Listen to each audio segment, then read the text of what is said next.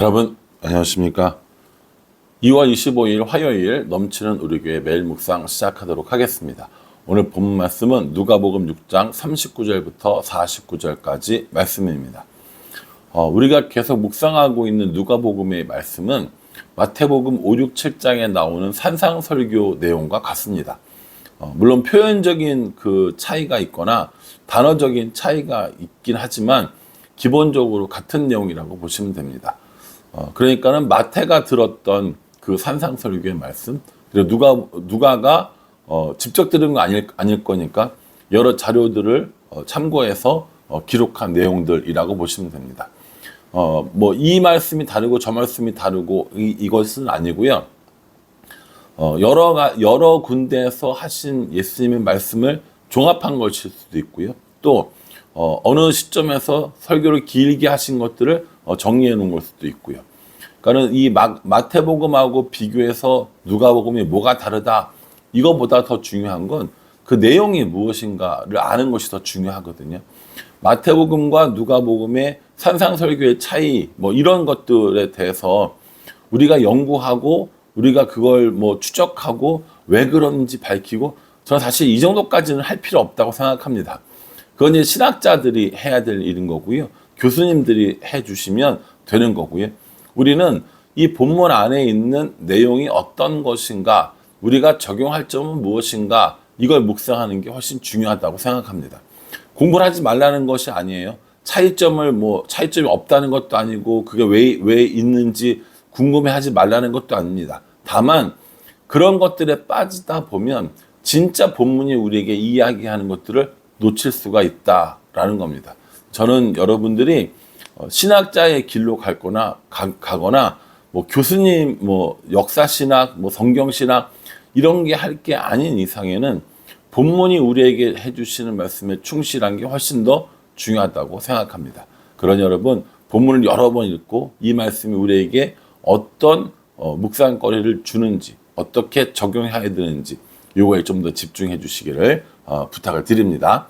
오늘 본문에 보시면요, 맹인이 맹인을 인도하는 이런 비유를 해주십니다.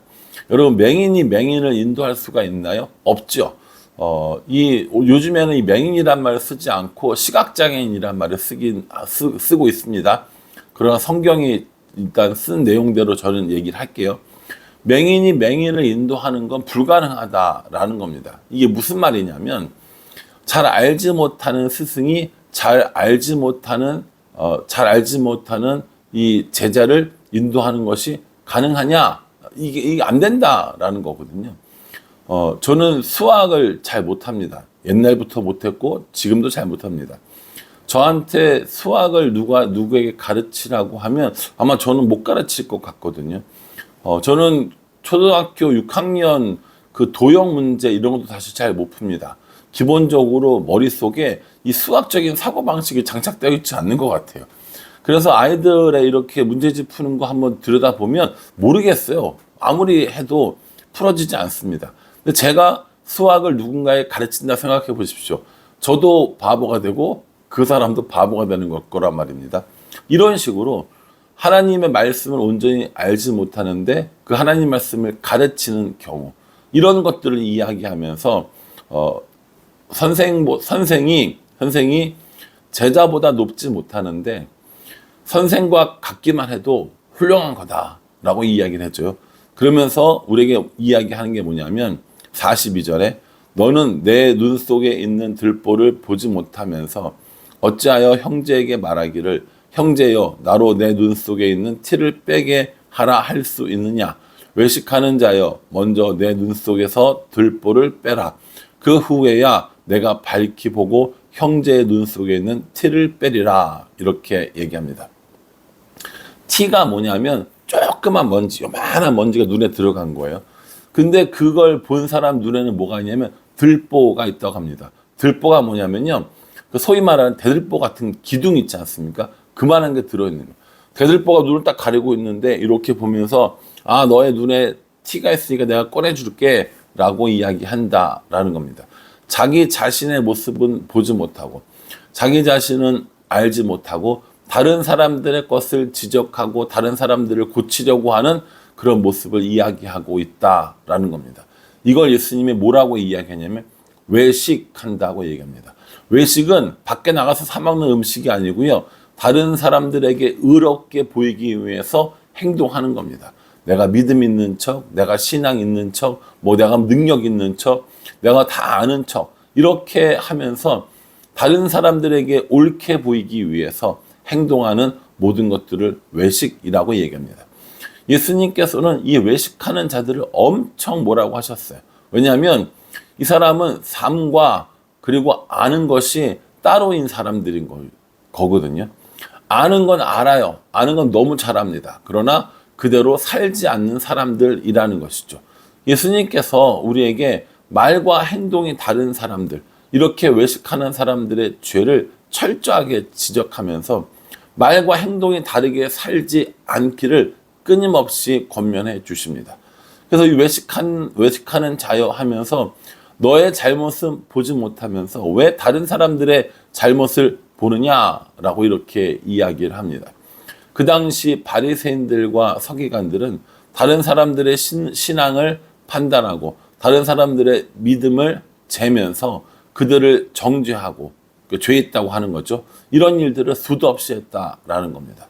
따지고 보면 저는 우리도 마찬가지라고 생각합니다. 여러분들은 잘 모르겠는데 저는 그런 경우들이 참 많이 있죠.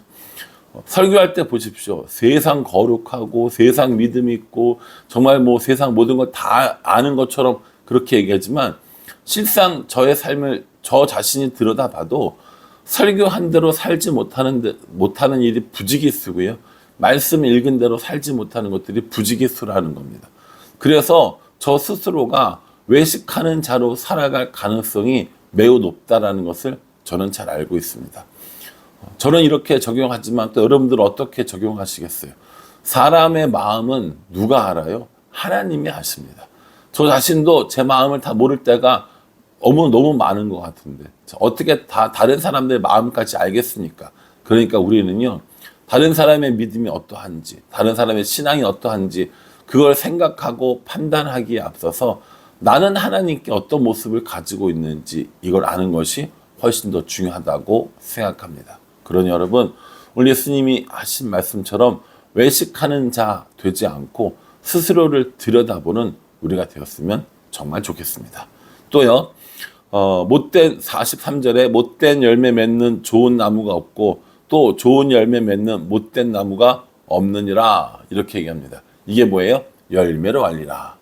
제자들이 예수님에게 물어봤습니다. 예수님, 진짜 선지자와 가짜 선지자를 어떻게 합니까? 라고 이야기할 때 예수님께서 해주신 말씀이 바로 이 말씀이에요. 열매로 알리라. 좋은 나무가 나쁜 열매를 맺지 않는다는 겁니다. 나쁜 나무가 좋은 열매를 맺을 수 없다라는 겁니다. 그런 것처럼 사람 마음에 가득한 것이 입으로 나오고 행동으로 나온다라고 하는 것을 예수님 말씀해 주십니다. 45절에요. 선한 사람은 마음에 쌓은 선에서 선을 내고 악한 자는 그 쌓은 악에서 악을 내나니 이는 마음에 가득한 것을 입으로 말함이라. 이렇게 말씀하세요. 그러니까 우리 입으로 나오는 것들은 결국 우리들 마음속에 쌓여 있는 것들이라는 거예요. 말 조심해라 이것이 아니라 마음속에 선을 쌓아라. 마음속에 좋은 것을 쌓아두어라 라고 말씀하시는 겁니다.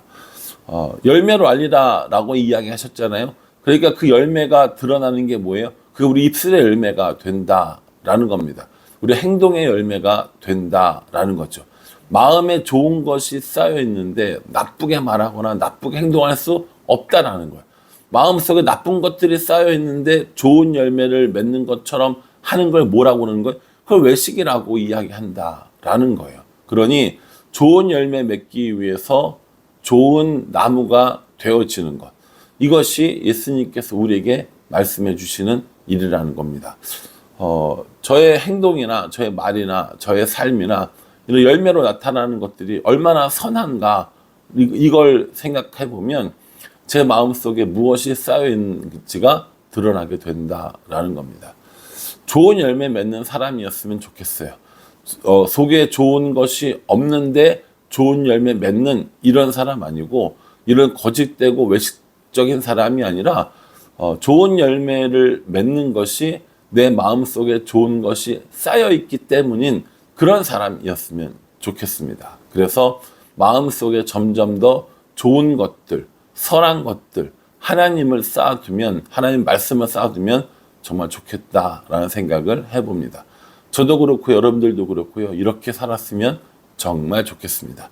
예수님께서 오늘 이 말씀들을 쭉 다 해주시면서 뭐라고 얘기하시냐면 46절이요.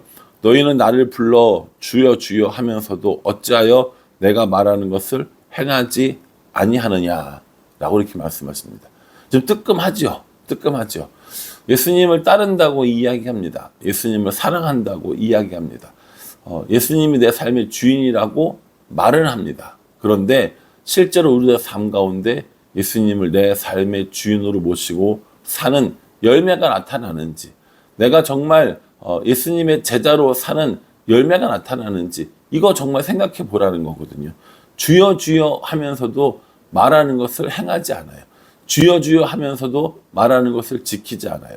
그걸 예수님께서 오늘 우리에게 이야기해 주고 계시는 겁니다. 사랑하는 성도 여러분, 오늘 이렇게 주여 주여 하면서도 예수님의 말씀을 행하지 않는 사람이 누구라고 생각하십니까? 그 사람이요? 저기 있는 그 사람이요? 아니요. 오늘 이 말씀을 읽고 묵상하고 있는 저와 여러분들이 주여 주여 하면서도 말씀을 지키지 않는 그런 사람일지도 모른다라는 겁니다. 이렇게 말씀을 묵상하면서 우리 자신을 들여다보는 거예요. 아, 내가 이런 부분을 못하고 있구나. 아, 내가 이런 부분을 놓치고 있구나. 그러면 난 어떻게 해야 하지? 라고 하면서 다시 우리로 하여금 하나님의 말씀을 지키며 살아가는 삶을 살도록 하는 것. 이것이 말씀이 우리에게 주는 묵상의 능력이라고 저는 생각합니다. 반석 위에 집을 지은 사람이 되시겠어요? 아니면 주추 없이 흙 위에 집 지은 사람 같은 사람이 되시겠어요? 말씀을 듣고 그 말씀대로 행하는 사람은 반석 위에 집 지은 사람이래요. 말씀을 듣고 행하지 않는 사람은 흙바닥에다 그냥 집 지은 사람이래요. 평상시에는 멀쩡해 보여요. 아무 일도 없어 보입니다. 그러나 탕류가 와서, 큰 물이 나서, 홍수가 나서, 어려움이 왔을 때 우리가 어떤 삶을 살아가느냐, 누구에게 의지하느냐, 어떻게 그 문제를 해결하려고 하느냐, 이것이 우리의 열매라는 것입니다.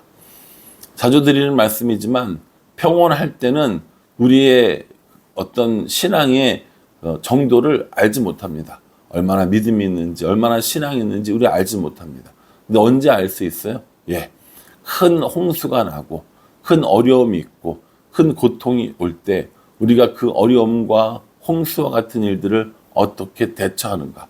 그 문제를 가지고 사람들을 찾아가고 내가 해결해 보려고 하면 내 삶의 주인은 나인 거예요. 그런데 그 문제들을 가지고 하나님 앞에 나가고 하나님께 내어 맡길 때 우리들의 삶의 주인이 하나님이심을 고백하게 되는 겁니다. 바라기는 저와 여러분 모두가 하나님의 말씀을 듣고 지켜 행하는 좋은 열매 맺는 사람, 반석 위에 집 지은 사람, 그런 사람들이 되었으면 좋겠습니다. 그러니 여러분 이 말씀 깊이 묵상하시고요. 우리에게 어떠한 도전을 주시는지, 우리가 어떻게 행해야 하는지 묵상하고 깨닫고 그렇게 살아가는 우리 모두가 되기를 주님의 이름으로 축복합니다. 기도하겠습니다. 하나님, 형제의 눈 속에 있는 티는 보는데 내 눈엔 들보가 보이지 않는 사람, 못된 열매 맺는 그런 사람, 주여 주여 하면서 행함 없는 그런 사람, 이런 사람 하고 싶지 않습니다.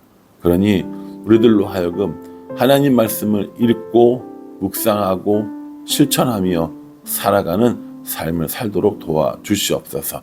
우리 힘으로는 할 수 없습니다. 주의 성령의 능력으로 모든 것들이 가능하오니 날마다 우리를 하여금 성령 충만한 삶을 살아갈 수 있도록 인도하여 주시옵소서. 예수님의 이름으로 기도합니다. 아멘. 오늘 이 말씀 정말 귀한 말씀이니까요. 꼼꼼하게 여러 번 읽고 묵상하고 씹어 먹으면서 우리로 하여금 하나님과 동행하고 또 하나님 말씀을 지키는 삶을 살아가는 우리 모두가 되기를 간절한 마음으로 기도하겠습니다. 감사합니다.